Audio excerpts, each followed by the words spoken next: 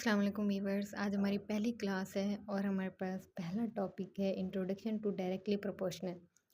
Directly proportional में जब हम डायरेक्टली प्रोपोर्शनल को डिस्कस करते हैं तो डायरेक्टली प्रोपोर्शनल में हमारे पास दो क्वांटिटीज़ होती हैं, यानी एक क्वांटिटी अगर बढ़ेगी तो उसके साथ दूसरी क्वांटिटी भी बढ़ेगी।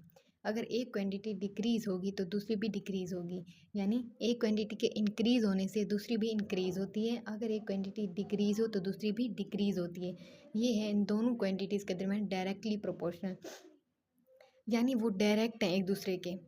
हम सपोज कर लेते हैं हमारे पास फर्स्ट क्वांटिटी है ए, जो कि डायरेक्टली प्रोपोर्शनल है बी के। जब हम इसे सॉल्व करते हैं तो डायरेक्टली प्रोपोर्शनल का जो साइन है ये हम कैंसिल करके इसकी जगह इज इक्वल टू का साइन और कांस्टेंट के लगाते हैं। कांस्टेंट के हम इसलिए लगाते हैं क्योंकि कभी भी क्वांटिटीज़ इक्वल नहीं होती आपस में। अगर हम के कांस्टेंट नहीं लगाते तो ये क्वांटिटीज़ आपस में इक्वल हो जाएंगी।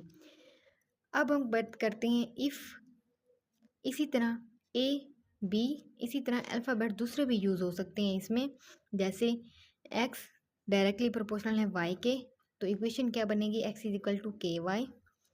इसी तरह हमारे पास सी डायरेक्टली प्रोपोर्शनल हो सकता है डी के, सी किसके इक्वल आएगा, के D.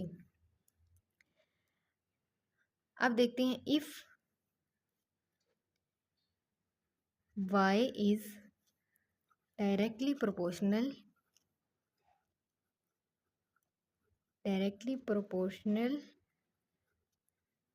to x, then equation क्या बनेगी हमारे पास, y is equal to kx where k is constant and k is not equal to zero.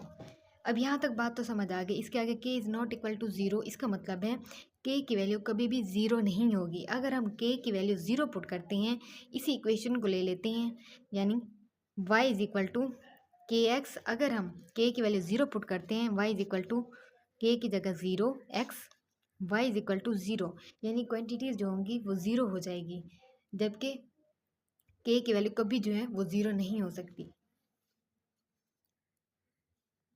आगे हम ग्राफ देख लेते हैं। अब इसका ग्राफ क्या होता है, वैसे ही इक्वेशन बना लेते हैं। If y is directly proportional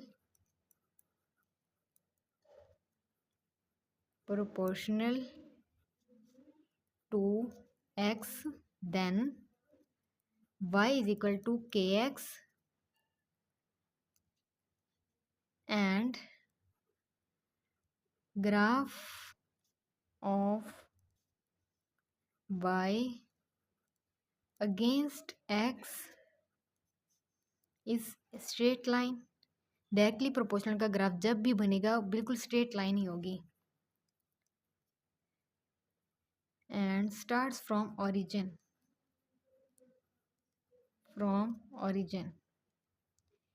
अब इसका क्या मतलब है, हम इक्वेशन लिख लेते हैं पहले, y is equal to k x. इस इक्वेशन का, ये डायरेक्टली प्रोपोर्शनल की इक्वेशन है, इस इक्वेशन का हमने ग्राफ ड्रा करना है।